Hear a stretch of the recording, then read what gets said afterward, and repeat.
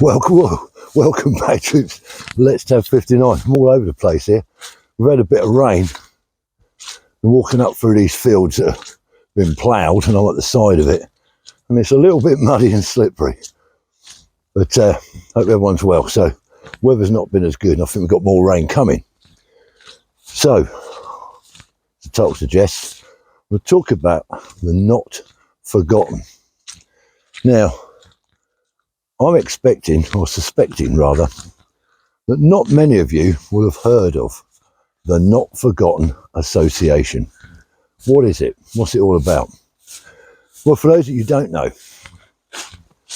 after the First World War, in 1919, over in, she was a Europe-based lady, Martha Cunningham, and she was a soprano singer, American-born, but based in Europe.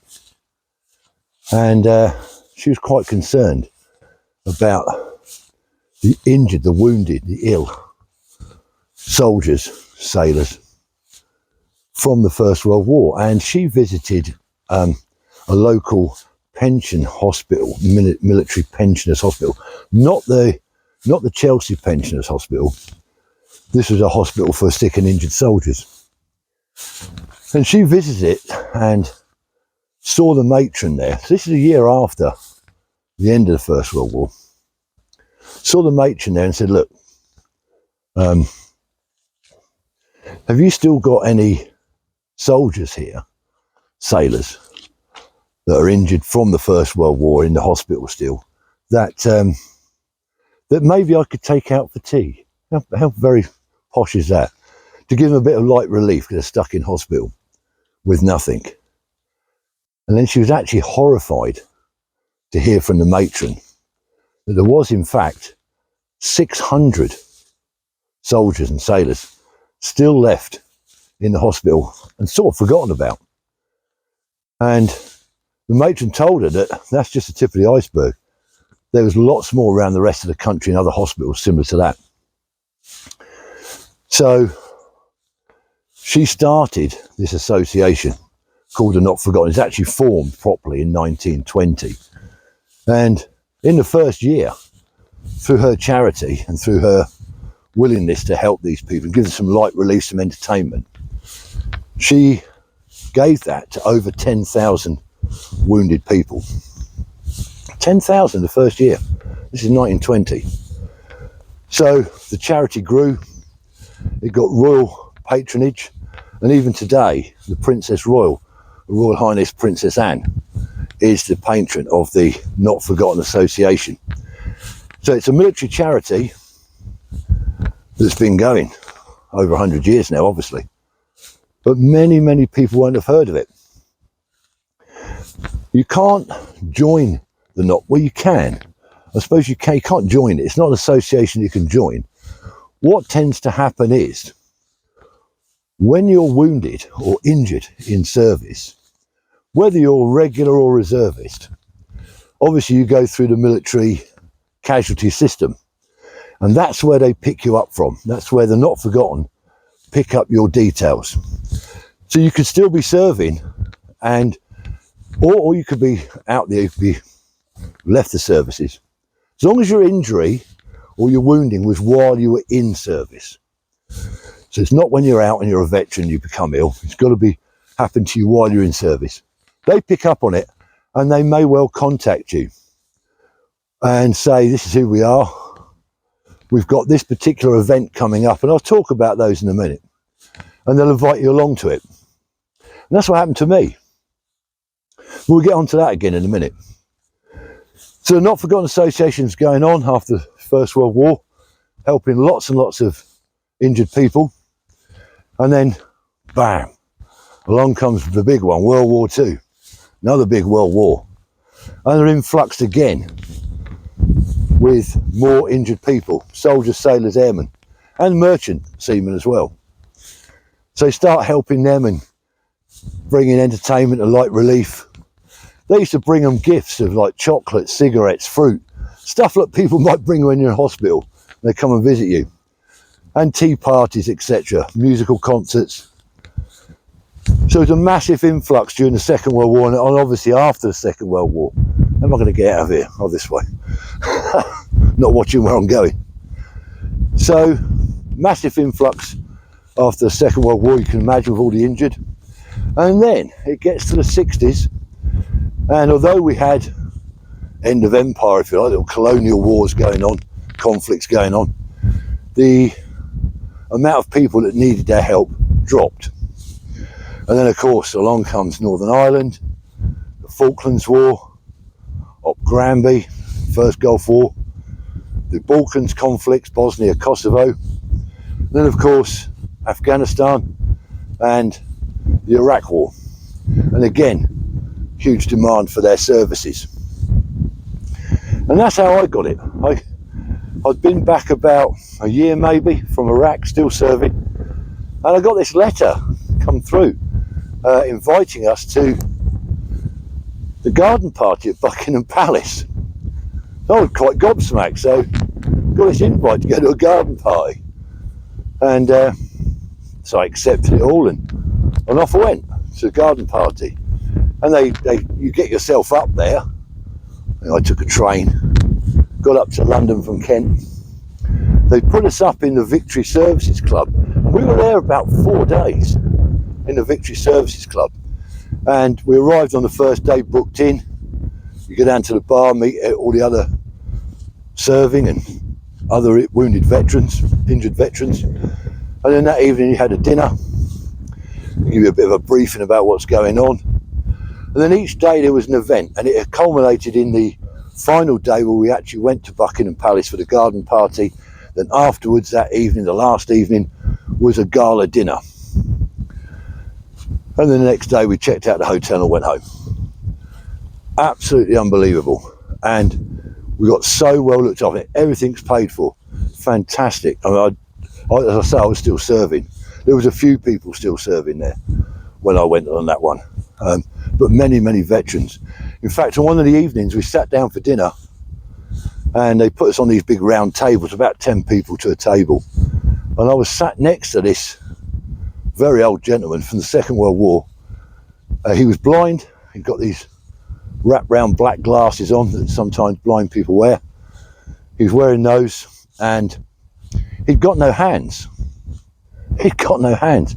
He had two strapped onto the ends of his arms. There was these two wooden carved, you could see they were hand carved hands. He had a nurse with him looking after him. He was an ex-lieutenant, I believe, in the Royal Engineers, and he'd been captured out in the Far East by the Japanese and forced to work on the railway, you know, the bridge over River Kwai, that railway of death, Burma Railway, what they call it, as many of the other prisoners were, forced labour by the Japanese. So working on this railway, and there was local partisans out in Burma Way that were trying to disrupt that operation by putting bombs and booby traps on the path that this railway was being built. This is how the story goes. This gentleman told me the story. And apparently they come across one of these devices, knew this lieutenant was an EOD expert, and said to him, right, you need to defuse this. And he refused. He refused to do it. And they said, well, look, if you don't, we're going to chop your hands off.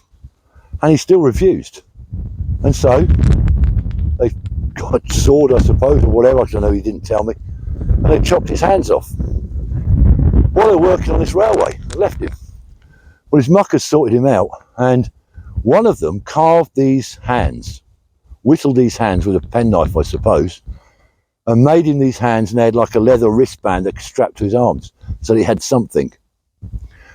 And he said to me that he only wears them for veteran occasions.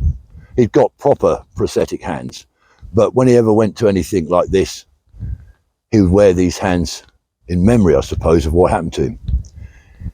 And then I said to him, well, what happened to your eyesight, sir? He said, well, further on, when he'd recovered and he was still working down the railway, I mean, they couldn't have done much with no hands, I'm sure, they come across another device and said to him, right, come and have a look at this and tell us how to disarm it. And he refused. They threatened to take his eyes. He refused, and they took them. unbelievable. And I was sat next to this guy. I felt a right fraud. So it's one example of some of the people that I've met several. Another occasion, in fact, it was on the same trip. One of the days we were due to go to the London Eye, to be taken on the London Eye. There was about 120 of us. That's serving soldiers and veterans and their partners or carers. Some had PTSD, all sorts of injuries. So he gets down to the London Eye by coach from the Victory Services Club, and it's closed off. The police are there, and apparently somebody had strapped themselves to the London Eye. It was something to do with justice for fathers, or so. He dressed as Spider-Man, climbed up there, tied himself to it, refused to come down. So obviously the London Eye was non-operational. So apart from a few lads saying, look, we'll go up there and get him down, the police went, no, we're going to get a special climbing team in to recover him, etc.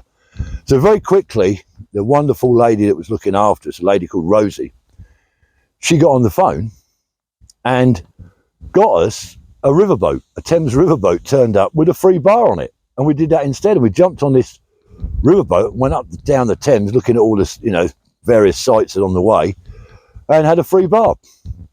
Now, I'd got quite pally just before this, through staying at the Not Forgotten at the Victory Services. I'd got quite pally in the bar with a guy called Graham from the Welsh Guards.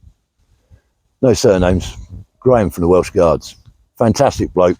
I'm 6'2", he's bigger than me. Lovely guy, Falklands veteran. And we hit it off quite well.